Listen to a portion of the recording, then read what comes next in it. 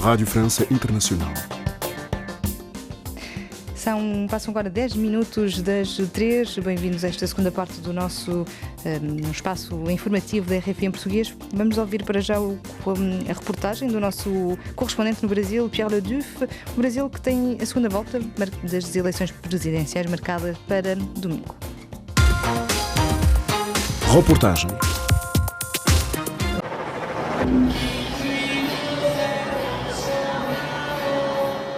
A campanha da segunda volta está em pleno vapor.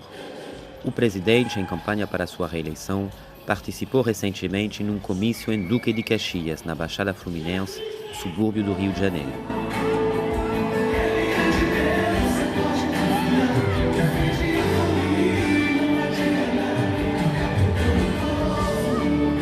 A RFI ouviu participantes do evento sobre os motivos do seu apoio a Jair Bolsonaro. Muitos argumentam com informações algumas falsas ou distorcidas sobre países estrangeiros que se estariam a tentar apoderar da Amazônia através das ONGs, a suposta sexualização das crianças nas escolas ou até uma presumível ligação entre o candidato e ex-presidente Lula da Silva e traficantes de droga, entre outras. A riqueza do Brasil tem que permanecer no Brasil. E não o Brasil ser vendido, a Amazônia, as falsas ONGs. Tem muita gente de fora que já invadiu uma boa extensão do país. E também tem as ONGs brasileiras que mergulham na política deles também. Eu não quero me aprofundar. E a esquerda quer implantar isso nas nossas crianças, ideologia de gênero. Cada um tem direito de ser o que quer, mas não tem que mexer com as nossas crianças. Eles querem implantar nas crianças que é normal o coleguinha querer ser o menino ser menina, a menina ser menino. Quem dá a educação sexual para as crianças são os pais, não é a escola.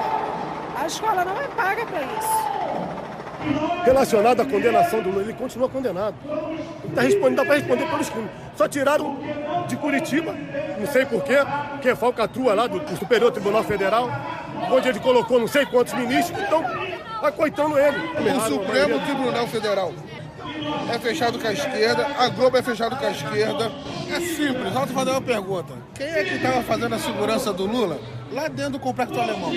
Era a polícia? Não era polícia, não foi polícia não. Era a polícia? Eram os bandidos, os traficantes. Quer dizer, ele mesmo mostra que ele está colado só com o tráfico, só com coisa errada. A RFI falou com Natália Leal, diretora executiva da agência Lupa, uma das primeiras plataformas no Brasil a trabalhar para conferir factos e com a educação mediática. Em relação à campanha eleitoral de 2018, o fact-checking desenvolveu-se muito, mas a desinformação continua a inundar o debate político. A desinformação cresceu bastante de 2018 para 2022 e ela mudou bastante de tom também. Então, em 2018, a gente tinha pautas mais relacionadas a questões de costumes, kit gay, questões de gênero, questões relacionadas à religiosidade. Em 2022, no primeiro turno principalmente, a gente viu a desinformação sendo usada mais para ataques à instituição eleitoral, à eleição como um todo, as urnas eletrônicas, as pesquisas eleitorais, a segurança do processo eleitoral. Então mudou bastante essa natureza da desinformação. Então um questionamento muito grande se a eleição era segura, se os resultados têm credibilidade, se é possível a gente acreditar nos resultados. Isso era uma discussão que não existia numa medida tão alta em 2018. No segundo turno, a gente já viu que a pauta de costumes tomou de novo uma proporção maior. Então, a gente já tem ataques diretos entre os candidatos, ex-presidente Lula e o presidente Jair Bolsonaro, muito fundamentados em pautas um pouco absurdas, satanismo, a maçonaria, questões criminais, a corrupção, preso vota ladrão, vota em ladrão. Então essa narrativa de que dentro dos presídios o Lula teve uma votação absurda. Para Natália Leal, a polarização política chegou hoje a seu nível máximo.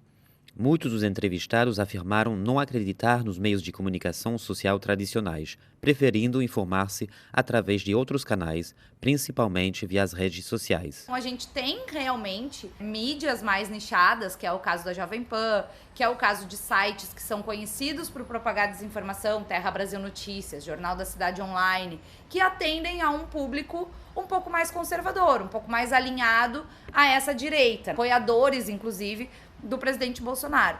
Então, dentro desse espaço, se tem uma circulação muito grande de narrativas distorcidas. A gente não pode dizer que a Jovem Pan espalha informação falsa. Muitas vezes a gente vai pegar o que eles estão colocando no ar e tu não vai conseguir colocar uma etiqueta dizendo que aquilo ali é falso. Mas a maneira como eles constroem uma narrativa distorcida usando dados verdadeiros é muito peculiar, muito particular dessa tentativa de manipulação do debate e que encontra muito eco num grupo grande de pessoas porque atende a desejos muito profundos dessas pessoas. Se comunica com pensamentos um pouco retrógrados, com pensamentos machistas, com pensamentos racistas, preconceituosos, que fazem parte desse universo. E que muitas vezes não está conectado a uma questão de ter mais ou menos educação.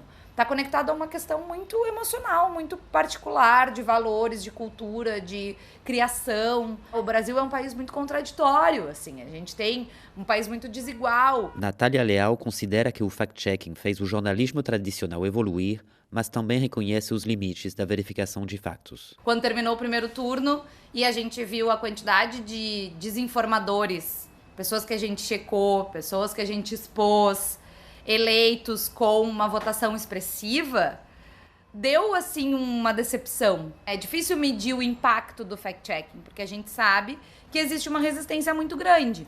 Esse é um dos motivos pelos quais a gente procura trabalhar também a educação, porque é um trabalho de base que vai dar um resultado daqui a muito mais tempo, mas que nos parece um pouco mais efetivo dentro dos dados e das medições que a gente tem, do que simplesmente ficar dizendo isso aqui é falso, isso aqui é falso, isso aqui é falso, porque as pessoas também não querem ser constrangidas nesse ponto. Admitir que se acreditou numa informação falsa, que se compartilhou uma informação falsa. A gente vive num mundo que tudo que a gente tem é o nosso capital social de redes sociais. Então, assim, cair numa fake news. Cara, é muito ruim a gente admitir que caiu em alguma informação falsa. As pessoas não querem fazer isso.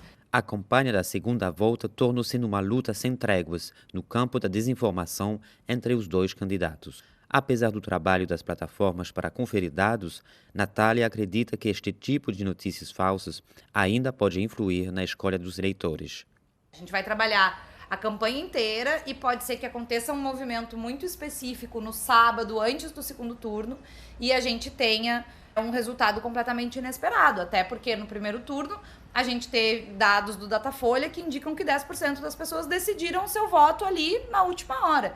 Então, sim, eu acho que pode ter um impacto muito grande, e esse é um dos motivos pelos quais a gente só ficar dizendo se uma coisa é verdadeira ou falsa já não serve muito para o debate. Assim. A gente precisa encontrar maneiras de demonstrar os perigos da desinformação e de alertar as pessoas para que não caiam nessas coisas, porque a gente não vai poder estar ali o tempo inteiro dizendo se é verdadeiro ou falso, e mesmo quando a gente diz se é verdadeiro ou falso, algumas pessoas não vão acreditar. A presença de desinformação na campanha, ela tira o foco do que realmente importa.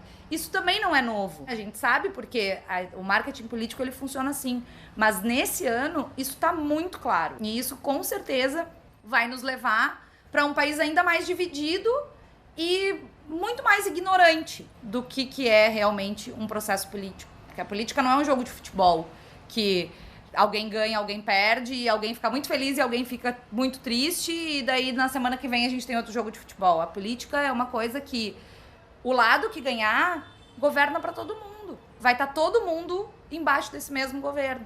E aí a gente está preocupado com ofensas pessoais e mentiras sobre determinados candidatos, e quando chegar em 1º de janeiro de 2023, qual é o país que a gente construiu? Era Natália Leal, diretora executiva da agência Lupa. Pierre Leduf, no Rio de Janeiro, para a RFI.